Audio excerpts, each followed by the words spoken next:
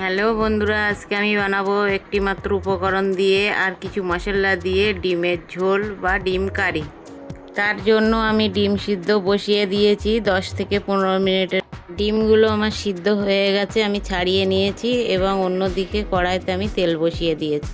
1 চামচ লবণ দিয়ে দেব, দিয়ে নেড়েচেড়ে নিয়ে আমি ডিমগুলো এতে দিয়ে দেব আস্তে আস্তে। ডিমগুলো আমি দিয়ে দিয়েছি, এবার হালকা একটু হলুদ দিয়ে দেব, দিয়ে নেড়েচেড়ে হালকা লাল করে আমি এবারে ডিমগুলো তুলে নেব। 2টো বড় সাইজের পেঁয়াজ কুচিয়ে নিয়েছি, 4টে কাঁচা লঙ্কা নিয়েছি, তেজপাতা নিয়েছি, 2টো শুকনো লঙ্কা নিয়েছি, গরম মশলা নিয়েছি। ওই তেলে দিয়ে দিচ্ছি 2টো শুকনো লঙ্কা, গরম মশলা, 2টো তেজপাতা, নাড়িয়ে চাড়িয়ে নিয়ে দিয়ে দিচ্ছি এতে আমি পেঁয়াজ। একঘেয়ে ডিমের রেসিপি তো অনেক খেয়েছেন, এই রেসিপিটি একবার ট্রাই করে দেখবেন, আশা করি ভালো লাগবে। দেখতেই পাচ্ছেন আমার পেঁয়াজগুলো দেওয়া হয়ে গেছে, আমি ভালো করে নাড়াচাড়া করে ভেজে নেব।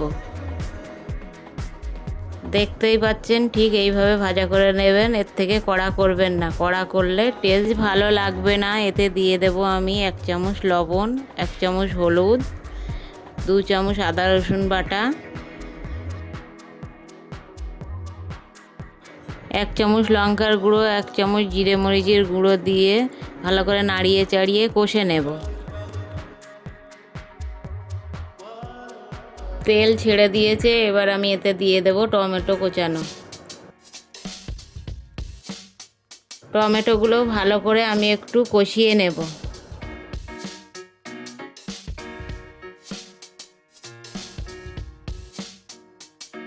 5 মিনিট আমি কষিয়ে নিয়েছি। এবারে দেখো বন্ধুরা, তেল ছেড়ে দিয়েছে।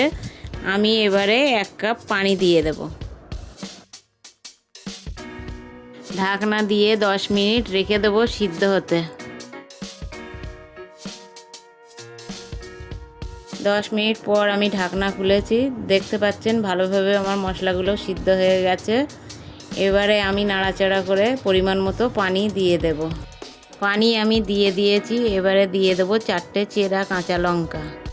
ঝোলটা আমার ফুটে গেছে, দিয়ে দেবো এতে ডিমগুলো। এবারে দিয়ে দিচ্ছি ধনেপাতা কুচানো আর গরম মশলার গুঁড়ো। 2 মিনিট ফুটিয়ে নাড়িয়ে চাড়িয়ে নিলেই হয়ে গেল আমার ডিম কারি বা ডিমের ঝোল। রেসিপিটা ভালো লাগলে লাইক করবেন, শেয়ার করবেন, কমেন্ট করবেন, সাবস্ক্রাইব করবেন।